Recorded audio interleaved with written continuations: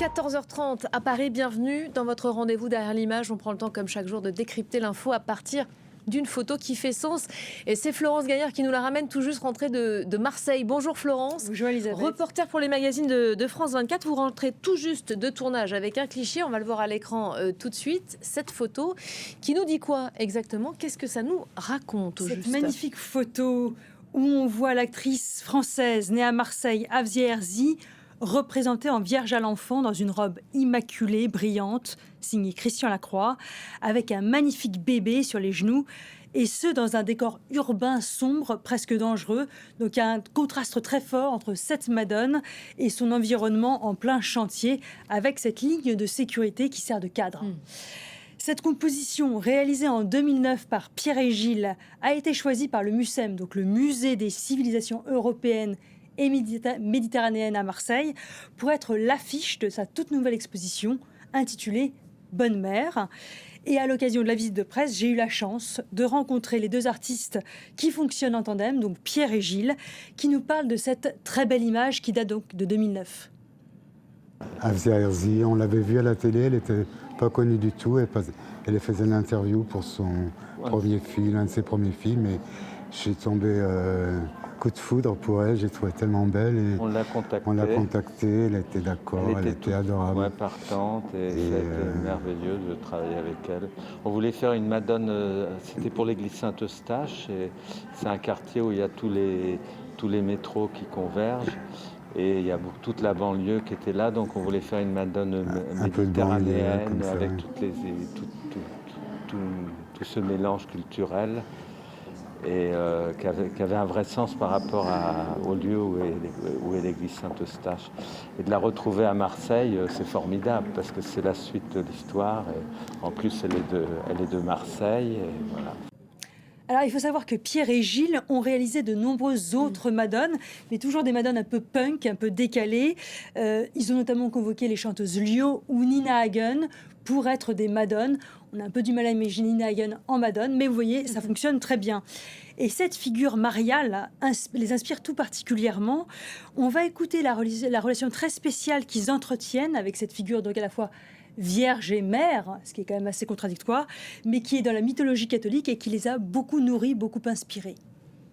Pierre et Gilles. Voilà. C'était ma première idole, la Sainte Vierge. Alors. Elle m'est apparue, paraît-il. Il m'a toujours dit ça. Non, j'avais été brûlé au dernier degré et je pleurais pas, je souffrais pas et je parlais toujours de cette Vierge qui m'apparaissait. Voilà, c'est ce qu'on m'a raconté après, je m'en souviens pas, mais en tout cas, la Vierge est restée pour moi une image plus forte que toute. Quand je suis seul ou quand je suis triste, son image m'apparaît comme ça. C'est un réconfort, je sais pas. Une espèce de maman idéale pour toi, rêvée, je sais pas. Je sais pas.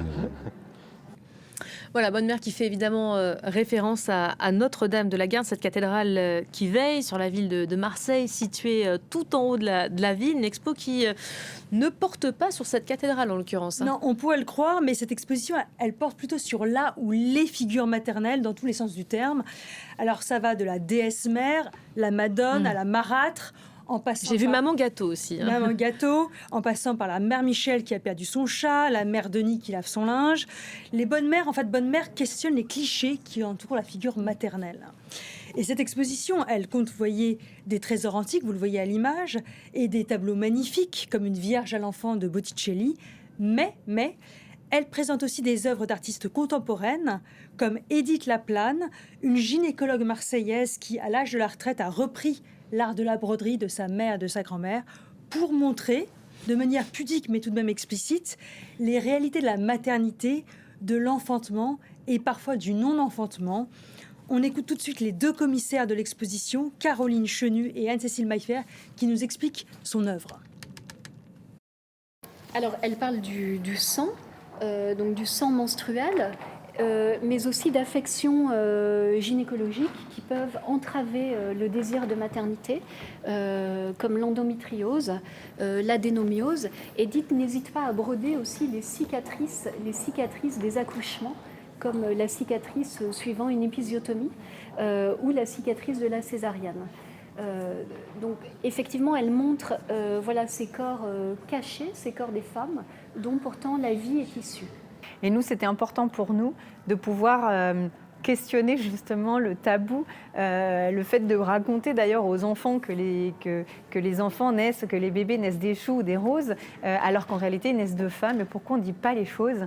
Et qu'est-ce qu'il y a derrière ce tabou? Qu'est-ce qu'il y a derrière cette invisibilisation des corps des femmes, si ce n'est le fait de pouvoir encore mieux les contrôler?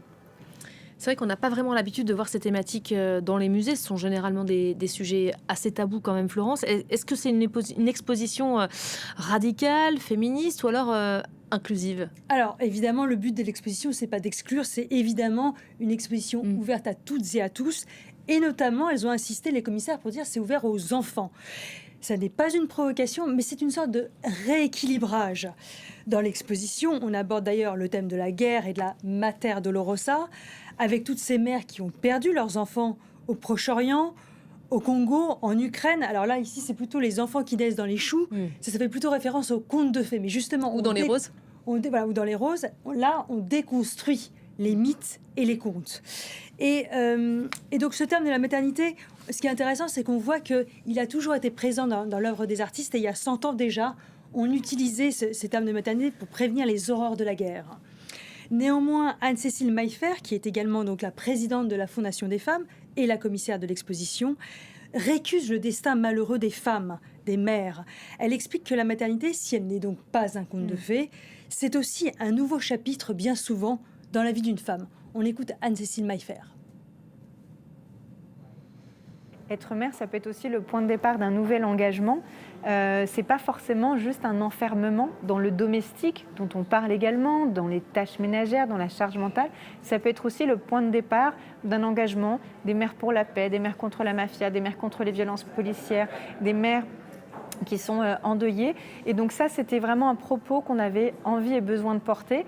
Est-ce que dire tout ça, c'est être féministe ? Oui, et en même temps, ça me paraît tout à fait un propos tout à fait raisonnable.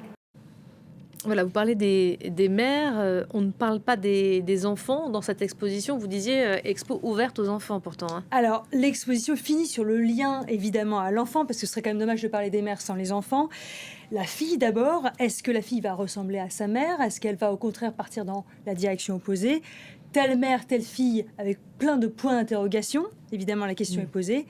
Et puis, il y a de superbes photos dans cette exposition qui représentent des gros durs menaçants, plein de muscles, accrochés à leur mère, à leur maman. Et Mama, c'est d'ailleurs le titre d'une chanson de Jul qui est citée dans l'exposition. On va l'écouter tout de suite, on va écouter les sentiments qu'il éprouve pour sa mère. De ma vie, de mon sang, je ferai tout pour toi, maman. Il y a des hauts et il y a des bas. Quand tu vas pas, toi, mon cœur bat, maman. De ma vie, de mon sang, je ferai tout pour toi, maman. Hey, yo, maman. Hey, yo, maman. Hey, yo, maman. Hey, yo, maman. Hey, yo, maman. Hey, yo, maman. Hey, yo, maman. Voilà, Bonne Mère, la nouvelle expo du Mucem à Marseille, c'est jusqu'au 31 août prochain. Florence, en attendant donc votre reportage à découvrir bientôt, prochainement sur nos écrans. Merci beaucoup.